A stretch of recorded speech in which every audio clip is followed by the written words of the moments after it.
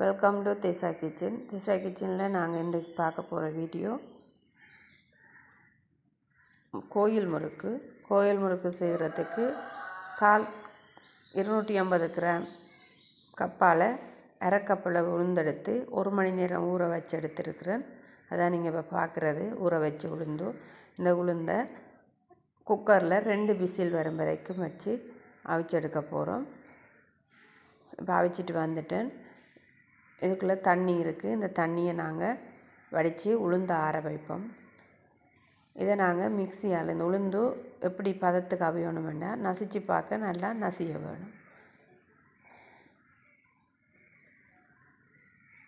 இப்போ தண்ணியை வடிச்சிட்டு நான் இதை ஆற வைக்க போகிறேன். உங்களுக்கு டைம் இருக்க வேண்டாம், அப்படியே தண்ணியோடு சேர்த்து ஆற வச்சுட்டு மிக்சியில் நீங்கள் போட்டு எடுக்கலாம். ஆனால் தண்ணி கூடுதலாக இருக்குமா இருந்தால் நீங்கள் இதுக்குள்ள போடுற மாவு கூட போட வேண்டி வரும். நீங்கள் பார்த்து அல்லது தண்ணியை வடிச்சிட்டு அதுக்கப்புறம் அளவான தண்ணி விட்டு நீங்கள் அரைச்சி கொள்ளுங்க.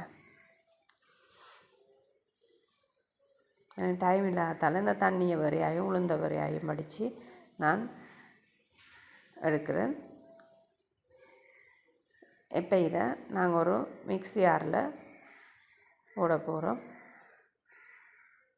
மிக்ஸி ஜாரில் போட்டுவிட்டேன். இதுக்கு தேவையான தண்ணியை வடித்தபடியாக நான் தண்ணி இதுக்குள்ளே ஒரு 1.5 கப்பில் கப்பால் 250 ml கப்பால் நான் தண்ணி விட போகிறேன். 1.5 கப் தண்ணி விட்டு இதை அடிக்க போகிறேன்.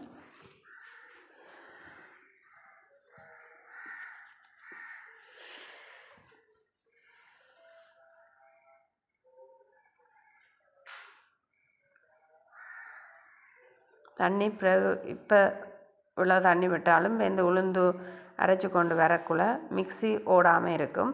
அந்த டைமில் நீங்கள் திரும்பவும் தண்ணி விட்டு உளுந்தை அரைச்சி கொள்ளுங்க. இந்த உளுந்தும் கிட்டத்தட்ட மெதுவடை பதத்தில் நீங்கள் அரைச்சி எடுத்தீங்கன்னா சரி. அதை விட தண்ணியாக கூட அடிச்சிங்களன்னு சொன்னால் அரிசிமா கூடுதலாக இதுக்குள்ளே சேர்க்க வேண்டியிருக்கும். அதனால் உளுந்துன்ற டேஸ்ட் வராது. அரிசிமா டேஸ்ட் தான் முறுக்கில் வரும். அரைச்சிட்டு வந்துட்டேன்.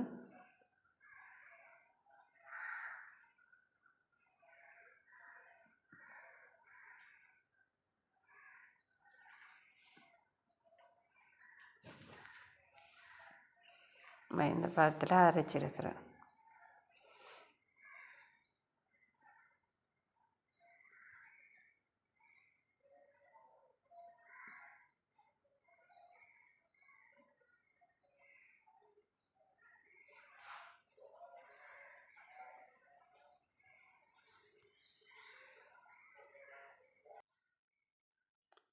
இந்த அரைச்ச உளுந்து கூட 1/4 டீஸ்பூன் அளவு ஓமம், 1 டேபிள் ஸ்பூன் அளவு எள்ளு,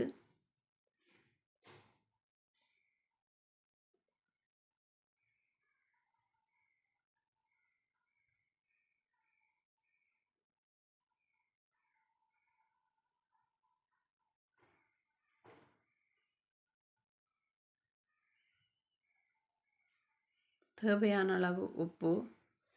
நான் உப்பு 1 டீஸ்பூன் அளவு உப்பு சேர்த்துருக்கிறேன். தனி மிளகாத்தூள் 1 டீஸ்பூன் சேர்த்துருக்கிறேன்.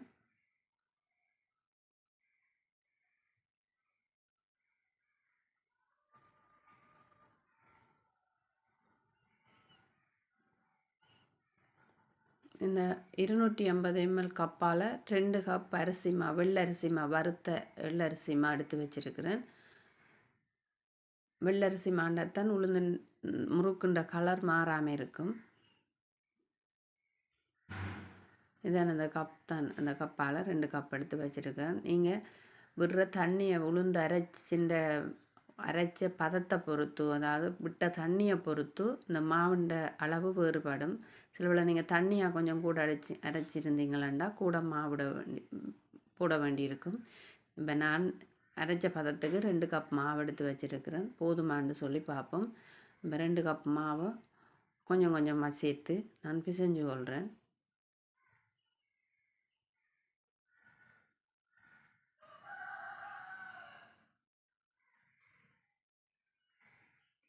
அது கொஞ்சம் கையில் ஒட்டுற பதமாக இருக்குது. மிச்ச மாவையும் சேர்த்து நாங்கள் பிசைஞ்சு கொள்வோம்.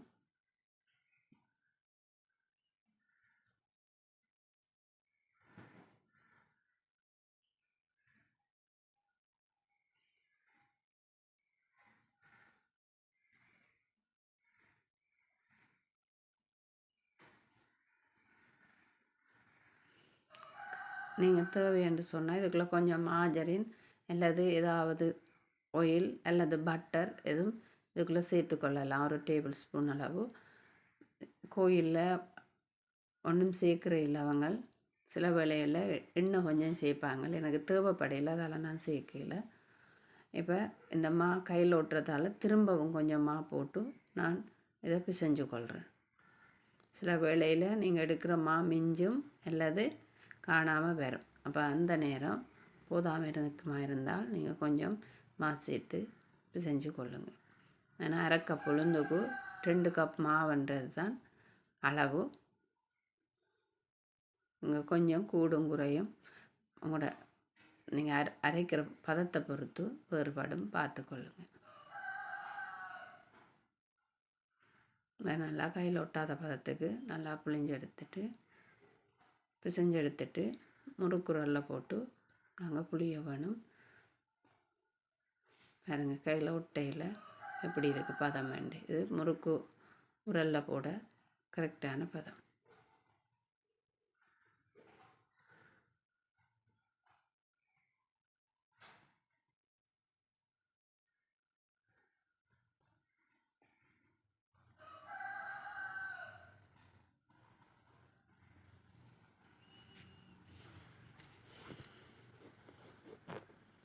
இப்போ நான் முறுக்கு புளியறதுக்கு முறுக்குரல் எடுத்து வச்சுருக்கிறேன். இடியப்ப தட்டுகளும் எண்ணெய் பூசி எடுத்து வச்சுருக்கேன். அதில் தான் நாங்கள் முறுக்கு புளிய போகிறோம். இப்போ 3 ஸ்டார் உள்ள இந்த தட்டை முறுக்கைத்தான் முறுக்கு தட்டைத்தான் எடுத்து வச்சுருக்கிறேன். இந்த முறுக்குரலுக்கு மாவை சேர்த்து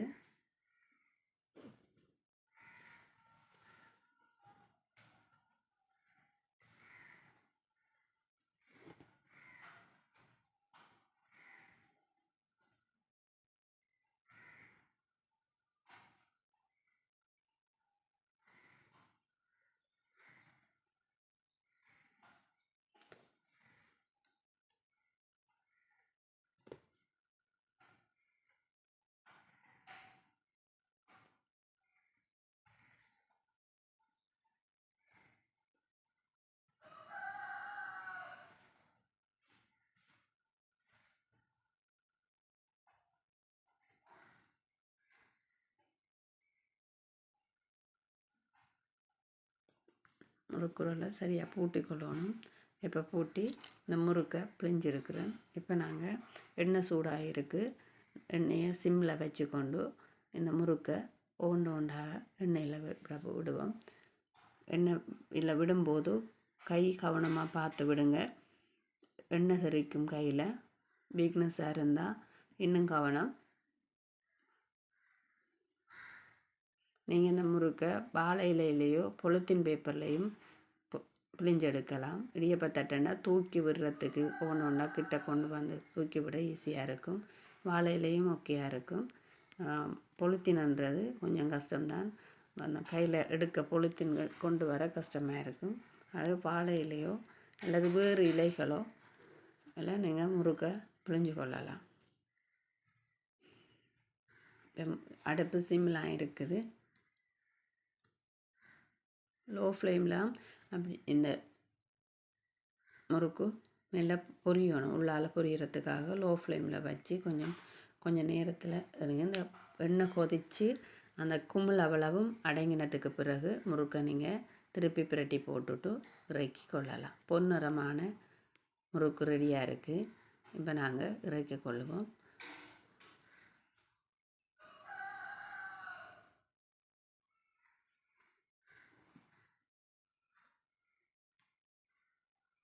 எண்ணெய் இல்லாமல் வடித்து நாங்கள் எடுத்துருக்குறோம்.